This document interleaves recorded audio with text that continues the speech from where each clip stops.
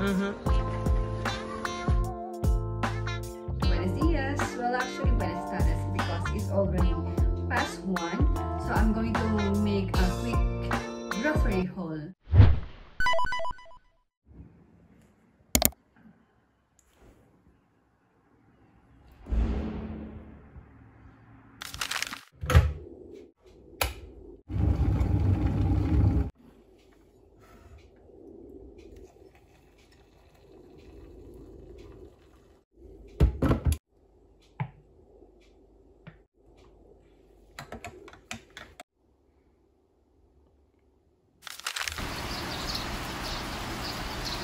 Alam niyo yung weather dito sa Luxembourg? Sala sa init, sala sa lamig. Kanina umaga lang, well actually kanina lang is umuulan na malakas. Tapos nga, mabas naman si Haring Araw. O diba nga? Nakaloka? Mag-coke?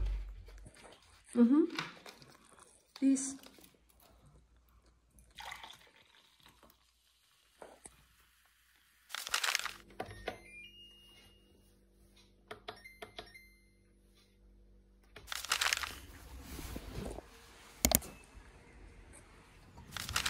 Good evening guys. Today is April 8. At ito, katatapos lang na aking work. It's already 8:20 in the evening. And tomorrow is another day. Hasta mañana.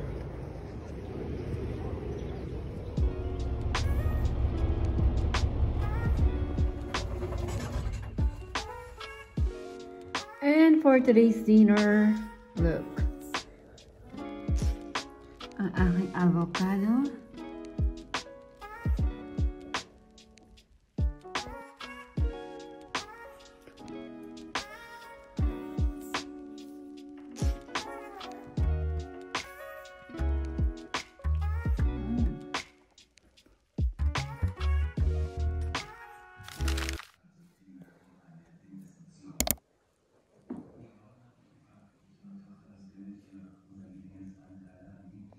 Good evening guys. It's almost 9 in the evening and kakatapos lang na aking work. Today is Friday, April 19. Well actually tomorrow is my day off. Siguro hindi ko alam kung may agenda ko for tomorrow, pero syempre every weekend naman syempre maglalaba tayo. I mean ako. Last week, ang ganda-ganda na panahon, maaraw na siya. Tapos ngayon, balik na naman sa lamig. Oh my God. Ganito po ang panahon sa Luxembourg.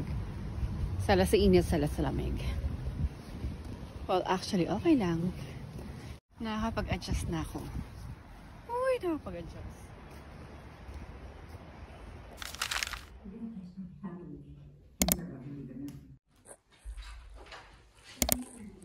Hoy, Papa! Hoy! Hoy! Hoy, Papa! Hola! Hola, Papa. Hoy, Papa! Okay. Calamar. Calamar daw. Ya comí. ¿Has visto ya? Sí. Toma, Hannah. What are you, baby? ¿Sí? Hola, ¿qué tal, tío? Pues sí.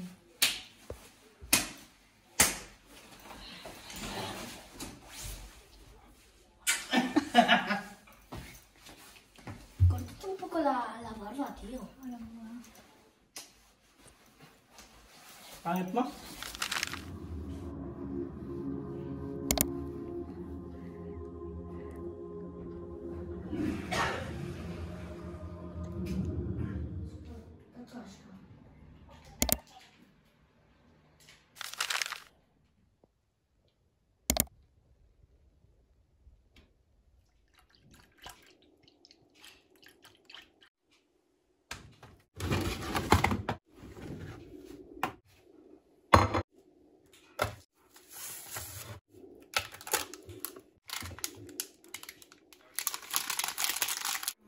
A mí me gusta.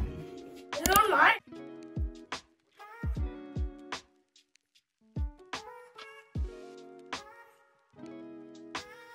Slowly, Macy. Exaggerated eh. ¿Así? Hola. Huele bien.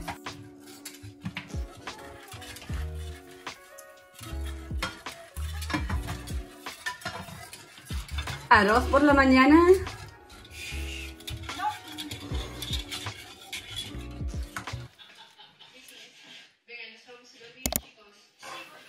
¡A dormir! No, ese día me acuerdo, el 1 de enero, el 1 de enero no hicimos nada. Yo me levanté como a las 2 de la mañana, no cenamos, no comimos, no hicimos nada.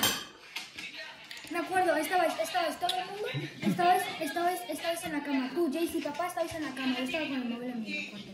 No comimos, no hicimos nada. Eso es Christmas. Por eso, pero digo en Año Nuevo. No hicimos nada. En Año Nuevo sí celebramos. Claro, pero el 1 de enero no. Y por el 1 de enero no hicimos nada, no nos levantamos de la cama. Ya. ¡Que no me toques! ¡No!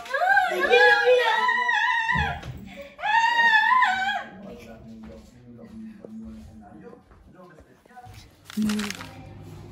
Dios.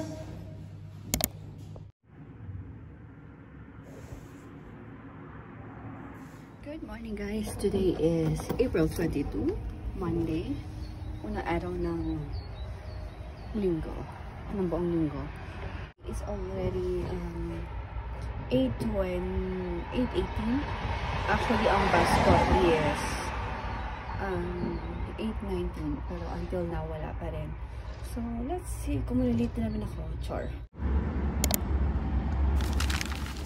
Good afternoon everyone. Today is April 23. Tuesday. So, ayan, kalalabas ko lang ng work. Obviously. Lagi naman, ito ang aking favorite spot. Kapag ka nag-vlog, char. Na charis lang. Pupunta ako ngayon sa Ocean, Alcampo. And, bibili lang ng mga kulang sa bahay. Well, actually, nabanggit ko sa inyo kapag nag-grocery kasi kami sa iba-ibang lugar kami namimili.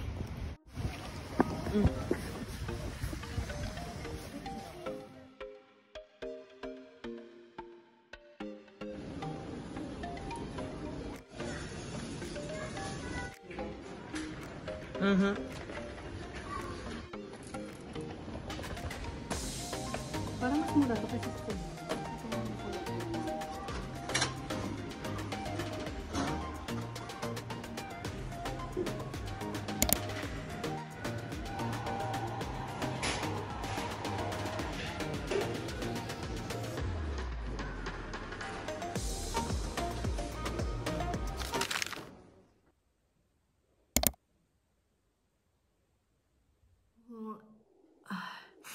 Good morning everyone. Today is April 24. It's already 1:45. So, nagising ako itong umaga na to na sobrang sama ng pakiramdam ko. Sobrang bigat. Buti na lang napakiusapan ko yung kapatid ko na siya muna pumasok sa trabaho ko. Kaninang madaling araw, nagising ako as in sobrang bigat na akala mo may nakadagan sa katawan ko.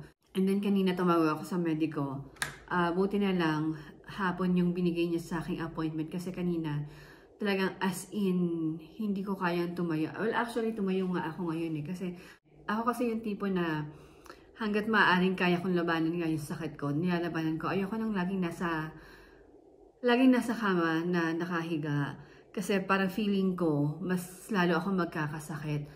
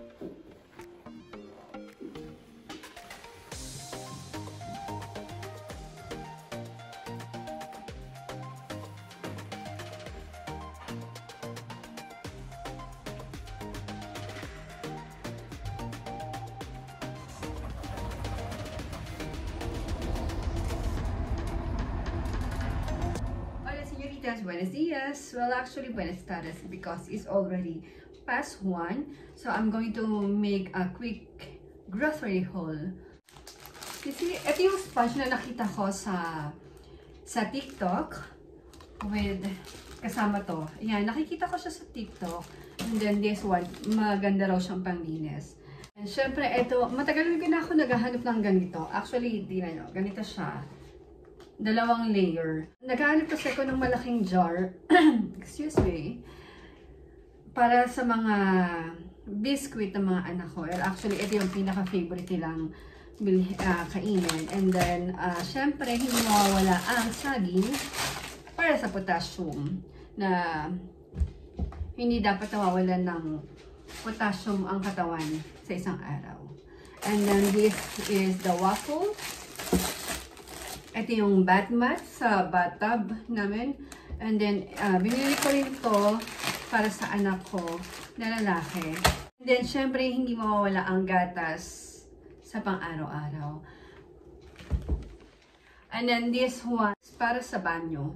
Air freshener. Ano ba? Uy, air freshener. And, ito, syempre, bumili ako ng ganito na napakarami kasi gusto ko, laging may ilaw yung altar namin. Itong popcorn, syempre kapag ka nag-movie, marathon kami, hindi pwedeng, alam mo yun, parang feeling ko kasi sawa ng mga anak ko sa patatas, kaya maiba naman. Well, actually, lagi naman akong merong popcorn. Kaya lang, ito kasi nakita ko, salted caramel. Ito nga pala, nakalimutan ko. Bumili ko ng punda ng mga throw pillow.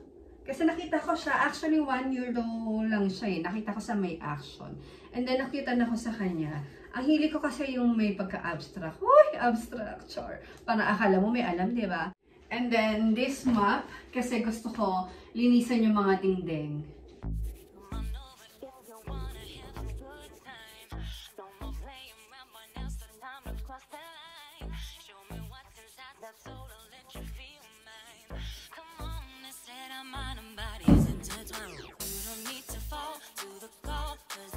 So